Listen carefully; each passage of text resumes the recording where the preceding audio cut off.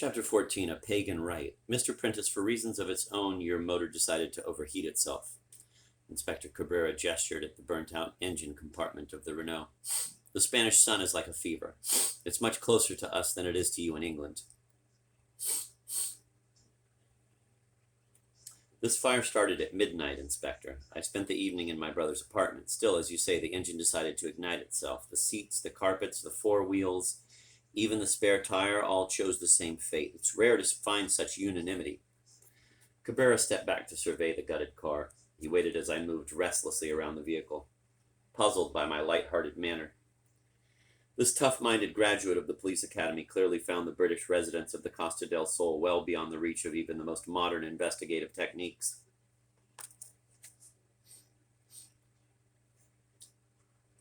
Perhaps the cigarette lighter was partly engaged, Mr. Prentice, a short circuit. I don't smoke, Inspector. Mr. Hennessy needn't have called you. It's only a rental car. I won't be out of pocket. Naturally, they'll bring a replacement, or you can use your brother's car in the basement garage. The forensic team have finished with it. I'll think about it. Whistling, I walked Cabrera back to his seat. The manager at the rental office in Fuengirola tells me that spontaneous fires are very common along the Costa del Sol. As I said, Cabrera turned to peer at me, unsure whether I was being ironic. At the same time, be careful. Keep the doors and windows closed whenever the car is out of your sight. I will, Inspector. You can relax. I'm sure the point has been made. Cabrera stopped to scan the windows of the Club Nautico. You think it was another warning to you? Not exactly. More of an invitation. Fires are the oldest signaling system. And if it was a signal, what was the message? Hard to say. Something like, come on in, the water's fine. Same as the speedboat fire the other night. Cabrera tapped his temple, despairing of me. Mr. Prentice, that fire was deliberate. They found an empty gasoline can floating on the sea. There were traces of human skin on the handle. The thief must have burned himself when the fire flashed back across the waves. In the case of your car, the investigation shows nothing. That doesn't surprise me. Whoever started the fire would hardly want to do your work for you. You saw no one running from the car park? The blaze had begun by the time I woke. Mr. Hennessy was in his pajamas. He thought I was inside the Renault. I spoke with him earlier, Cabrera put on his most somber expression. He's very concerned, Mr. Prentice. The danger to you and also the atmosphere in the club. Inspector, there's nothing wrong with the atmosphere. 5 minutes after the fire surface arrived, everyone was enjoying a pool party. It lasted till dawn. I pointed to the stream of members moving through the entrance. The Club Nautico was having one of its busiest days. Frank would have been impressed. I spoke to Senor Danvilla this morning. It's possible that your brother will see you. Frank? The name had a curious echo, as if refracted through a more rarefied medium. How is he, Inspector? He works in the prison garden. His face is not so pale now. He sends his affections and thanks for the parcels, the laundry, and books. Good. He knows I'm still trying to discover what happened at the Hollinger house. Everyone knows that, Mr. Prentice. You've been very busy at Estrella de Mar. It's even possible that I will reopen the investigation. Many things are unexplained. Cabrera placed his hands on the roof of the seat and stared through the haze at the wooded slopes of the Hollinger estate. His talk of reopening the case unsettled me. I had begun to take an almost proprietary view of the gutted mansion. Despite its tragic outcome, the fire had served its purpose for Estrella de Mar and satisfied certain needs of my own. Part of the past had vanished in the conflagration, unhappy memories that had dispersed with the rising smoke. Nothing pointed to the identity of the arsonist, but a trail of sorts had been laid for me. I did not want Cabrera and his forensic team stumbling over my heels.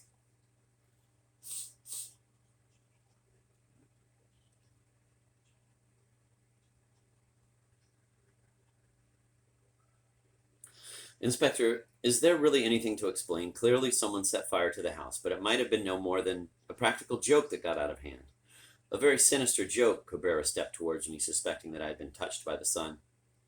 In any case, you know the circumstances of the deaths. Hollinger and Bibi Jansen in the jacuzzi? Probably innocent, with the stairs on fire and her own bedroom blazing. Where else could Bibi have gone but across the hall to Hollinger's room? They may have hoped to lie under the water until the fire had passed. And Mrs. Hollinger in the secretary's bed? On the bed. There was a window overhead. I can imagine them trying to escape onto the roof. He held her feet as she reached towards the roof, the window catch. It's possible, Inspector. It's possible, Cabrera hesitated before getting into his car, unsettled by my change of tack. As you say, your brother holds the key. I'll telephone when he agrees to see you. Inspector, I paused before committing myself. For reasons that I scarcely understood, I was now in no hurry to see Frank.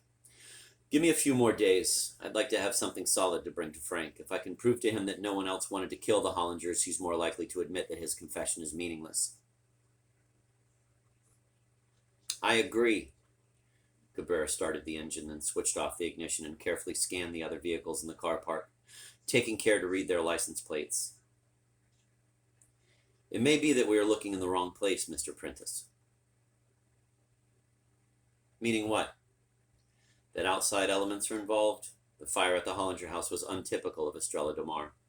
Likewise, the theft of the speedboat. Compared with the rest of the Costa del Sol, there is almost no crime here. No burglaries, no car thefts, no drugs. No drugs and no burglaries? Are you sure, Inspector? None are reported. Crime is not a characteristic of Estrella Domar. That's why we are happy to leave the policing to your volunteer force. Perhaps, after all, the Rennell's fire was a short circuit. I watched him drive away and repeated his last words to myself. No crime at Estrella Domar, no drug dealing, burglaries, or car thefts. In fact, the entire resort was wired up to crime like a cable TV network. It fed itself into almost every apartment and villa, every bar and nightclub, as anyone could see from the defensive nervous system of security alarms and surveillance cameras.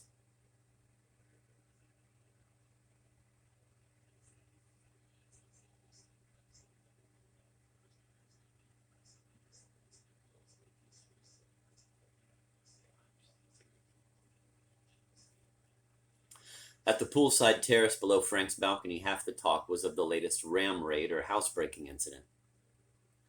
At night, I listened to the wailing sirens of the volunteer police patrols as they chased a car thief around the steep streets. Every morning, at least one boutique owner found her plate glass windows lying shattered among the couture gowns. Drug dealers haunted the bars and discos, prostitutes high-heeled the cobbled alleyways above the harbor, and the cameras of the porno film makers probably turned in a score of bedrooms.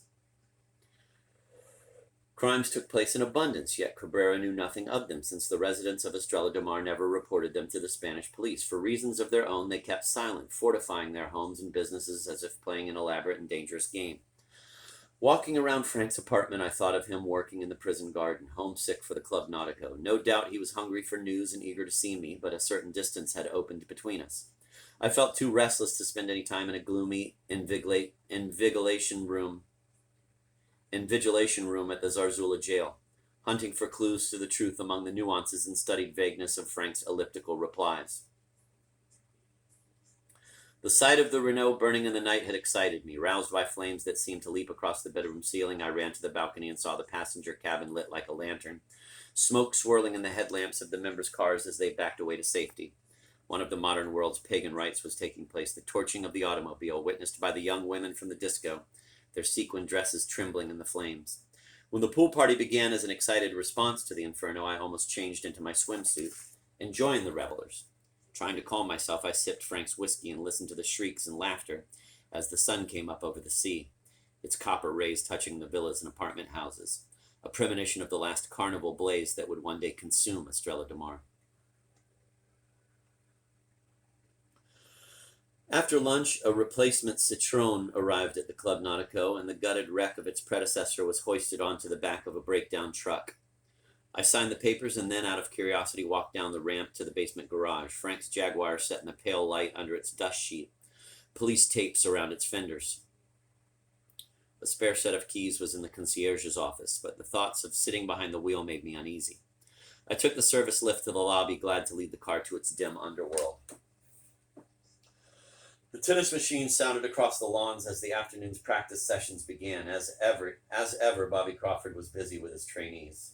Undeterred by his bandaged hand and arm, he moved restlessly around the courts, vaulting the net to retrieve a stray ball, skipping from one baseline to the next, cajoling and encouraging.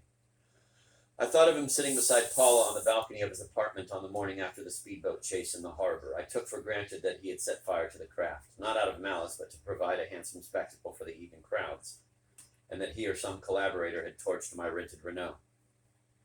His motive, if any, seemed obscure, less an attempt to force me to leave Estrella de Mar than to integrate me into its inner life.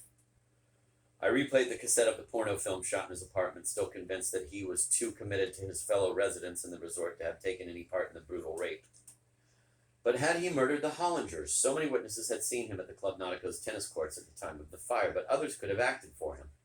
Someone with a taste for fire presided over the secret spaces of Estrella de Mar.